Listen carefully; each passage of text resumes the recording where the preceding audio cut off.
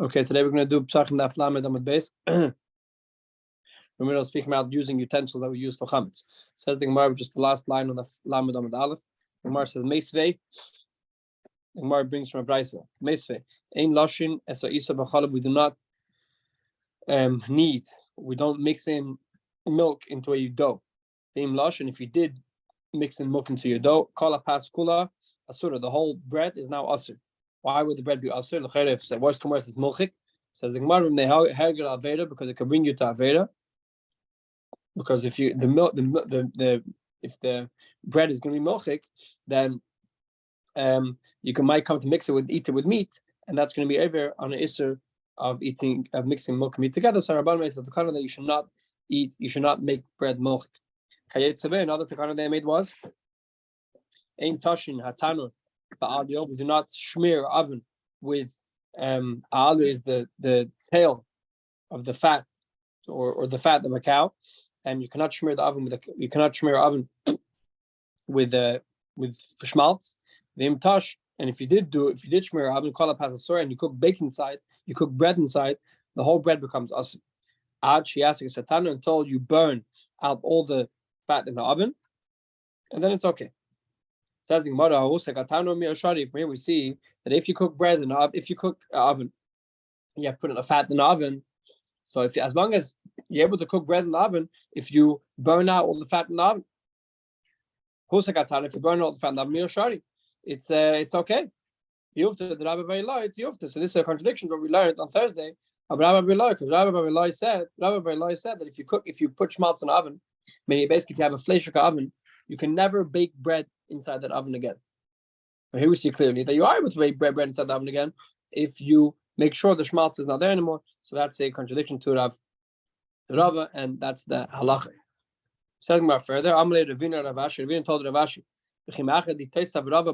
now that we slugged up, now that we contradicted Rava by Eloi, and we said that if you have a fleishika oven, you're able to make it into parv again if you burn out all the fleishika things. So now that we struck them out, now we said the halacha is you're able to make it kosher again. Why did I say this? Why did I say that if you have pots that were baked, pots that you cooked chametz inside, you can never use them again? Why? Because the chametz is inside. What's wrong with using the pots? You just heat up the pots until all the or put them over fire until the chametz goes out, and then you can use them. Why did Rabbi say? We just said now that we shlogged up Rabbi by Eloi, and we said that you're able to kasher something. So why did Rabbi say? Why did Rav say that you can never kasher a pot from chametz? Says the Gemara, Amalei, very simple. Hasam, the Brisa. Why that would Brisa said you're able to kasher a pot? Speaking about the metal pot. That would should have said you can never use a chametz like a pot again. It's speaking about the earthenware pot. An earthenware, because since it doesn't help to heat up earthenware pot to get the things out, because it doesn't help, because it doesn't come out. Another answer is both cases side of Rav's case inside the Brisa speaking about earthenware vessel. The oven, that which we said the oven is able to you're able to kasher it, is because the way you heat up the oven, the fire goes in the oven itself. When it comes to a pot, earthenware pot, the only way to heat it up is by the outside. You can't heat up the inside. So since you're only heating up the outside, who said you're going to be able to get all the chametz out? Maybe tell me, what do you mean heat up the inside? Says the Gemara, what's wrong with heating up the inside? Put a fire inside and heat up the whole pot. Says the Gemara, no. The pot was scared that if you're going to put fire directly in the inside of the pot's going to explode, and therefore a person doesn't put fire inside the pot. So therefore, since you can't properly heat up the whole pot, so therefore you cannot use it ever again, according to Rav, because it has chametz stuck inside the pot. So Gemara makes a maskar, the Gemara makes a conclusion of this whole discussion. Hilchach, therefore, high buchya. You have a earthenware pot. The only way to heat it up is from putting fire on the outside, and vaser, and therefore it's aser to eat bread from this pot if it was if it's a fleishika pot. But if you filled it up with coals, meaning you did fill up with the whole you did heat up the inside of the pot. Shapidam, then it's kosher. So basically, what comes out from here is that there's no problem. You're able to heat. You're able, besides earthenware vessels, which we had an opinion said it doesn't work, but you're able to kasher any kelim by heating them up completely, and that's what we do now. There's also we heat. One of the ways of kashering kelim is heating up, putting a fire inside the inside of the vessel, and then it becomes kosher. Okay, now we're going into speaking about the spoke about pots. Now we're going to speak about knives. If you have knives that were used for chametz and you want to use them from Pesach, how do you make them kosher? So Rabbi told them, I make new knives. I don't use knives. I don't use chametz knives in Pesach. Says the Gemara Amalei. So Ravina told him, so you could afford new knives. You're able to afford new knives. When you can't afford new knives, it's not possible to find a new knife. What are you supposed to do? What do you have to do? He told him, no, I didn't mean that I buy new knives. I meant that I take the knives and make them like them new. What does it mean, make them like them new? I do like this. First, I wrap the handle of the knife with cement, or with clay. So the handle of the knife, I wrap it with clay. Then I put the blade of the knife into boiling hot, into a fire. I do libel. I put it over a fire. So now that I put it over a fire and the blade is kosher, I still have to kasher the handle of the knife. So then I take off the the clay off the handle of the knife. And I dip the handle of the knife into boiling hot water. So the blade I do with fire and the handle I do with water. The halacha is you don't have to put the blade and the knife into fire. You could do hagala. You could kasher a knife even by putting it into water. But klirishin, as long as the water is a klirishin, meaning it's a vessel that is still on the fire, that's called the klirishin. Amar Huna, Huna said in the name of the Bishor, 8 sparu. If you have a big wooden spoon, magalim b'neitchin, how do you kasher it? You put it inside boiling hot water. Or klirishin, which the boiling hot water is in a klirishin in a vessel which is still on the fire. Why? Because he holds just like it became usher by a klirishin, just like it became usher. In other words, he holds that in order to kasher something, you have to put it in boiling hot water, which is the same degree level as it became usher. For example, you have a big spoon. The way the spoon became chametz is by putting it into a chametz bowl, which is on the fire.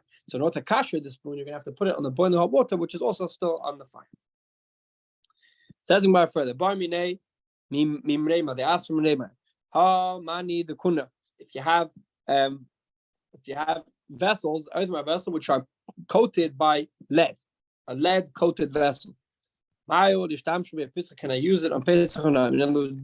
How much does lead observe from its from liquid or from things that was cooked? So he told him like this: you look at if you have green lead, so for sure you can use it. The Vadi Asiri, because green lead, you for sure can use it. Green lead was made of a certain material that absorbs much more than other materials, and therefore there's no way of getting the chametz out. Therefore, you can't use it. When do you have a question? If you have black vessels or white vessels, what's it? If they have dents inside, if they have cracks inside, also it doesn't work because the cracks, the chametz goes inside the cracks, and there's no way of getting the chametz inside the cracks. When is your question? If you have white lead or red lead vessels which are completely smooth, so the chametz isn't getting absorbed in any of the cracks, can I kasher this lead or not? What did he answer him? He told him, I see that when I cook them, I see that they get very wet. Meaning when I cook inside a lead vessel, so a lot of the outside of the kli gets very wet. Why does it get wet? The reason why it gets wet is because the vessel is absorbing. Since the vessel is absorbing, the liquid is coming out from the other side. From here we see that since it's absorbing, therefore it's usher. Why is it usher? Because the Torah was made on an earthenware vessel. Earthenware vessel, something which is absorbed in an earthenware vessel can never come out from the earthenware vessel. There's no way of kashering the earthenware vessel. And this is the answer to this question. He asked if you had lead coated earthenware vessels, can you cash them? Well, the answer is no, because since they're earthen vessels, you cannot cash them. Says the Gemara, if you can't cash a earthenware vessel, why regarding yain nesach from which is for wine for the zara? The Menema said, money the kunya. If you have earthenware vessels which absorb wine, bein uchma, bein chayuri, bein yeruki, saif the red, saif the green, or saif the red, doesn't matter which color they are. Shari it's mutter, meaning if you're able to use those vessels, even though those vessels absorb non-kosher, avoided zardika wine. Chitem even tell me yanes from the rabbanon because the yanes was only the rabbanon. Bachamitz is also the Isa. That also doesn't make sense. Because called the talking about can the talking even if you tell me that which yainesa is only awesome the rabbanon.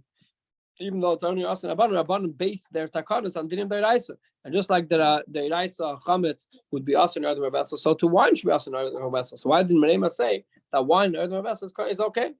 Says the Gemara, Amalhoi told them zeta shmisha de chamin zeta shmisha de. It's very simple. Wine is used with cold. You don't heat up wine. So the vessel that absorbed wine was absorbed cold wine. It was used in a cold surface, and therefore it doesn't absorb so much. But when it's doing that hot, chametz vessel, which is used for chametz, is used in the heat, and heat makes the chametz go in much deeper. Amar Rabbi Abba, Amar Rabbi Barashi, Amar Shmuel. Rabbi Abba said the name of Barashi, the name of Shmuel. Kala came from chametz b'tzeinu. Any vessel that were used with chametz, if they were used in a cold surrounding, you're able to use it for matzah. Meaning, the thing is, if you have vessels, let's say, that you put inside porridge or something which is chametz inside a cold porridge inside the vessel, the thing is, you could just wash out the vessel and it'll be fine. You can use it for matzah because it doesn't absorb if it's cold. If it's hot, then it absorbs, it can never become kosher. Besides a vessel that's used to make the dough and you put inside sourdough starter to make it rise. Since the sourdough, since the yeast or whatever is very strong, therefore it's able to penetrate into the vessel even though the vessel is cold. Rashi said the base. It says if you have a vessel that you store spices, if you store pickled chametz items inside, that was also it can never be kasher because even though it's cold, because when you pickle something, it's it's sharp. It goes into the vessel and you can never get it out. Amor said, these big bowls that they use to cook to knead dough in the town of Mecheza, since they usually knead inside chametz, and they leave the dough inside. It's like a base, it's like the other parameters said before, and therefore you cannot use it on Pesach. So obviously, what's the difference? It's just like that pot you can't use. It's also because used for dough. So too, the name of also used it for dough. So obviously, it's awesome. Since they're very wide, so therefore they have much more airspace, and therefore the chametz doesn't go penetrate inside the vessel. It doesn't penetrate inside the vessel. This teaches us that even though it's a very wide vessel, it's a very big bowl that there's more air, it doesn't matter. Still, the chametz penetrates inside, and therefore it is us. It's still a Mishnah, and says the Gemara. Says the Mishnah. Mishnah said like this: a whole new subject. If you have a guy lend money to a yid before Pesach, and the yid gave a guarantor or shibud, meaning he gave a collateral, the yid told him he's going to give him his chametz. And let's say the yid has a whole house full of chametz, so let's say he has a shop. He said that if I don't pay back my debt, you can take my shop.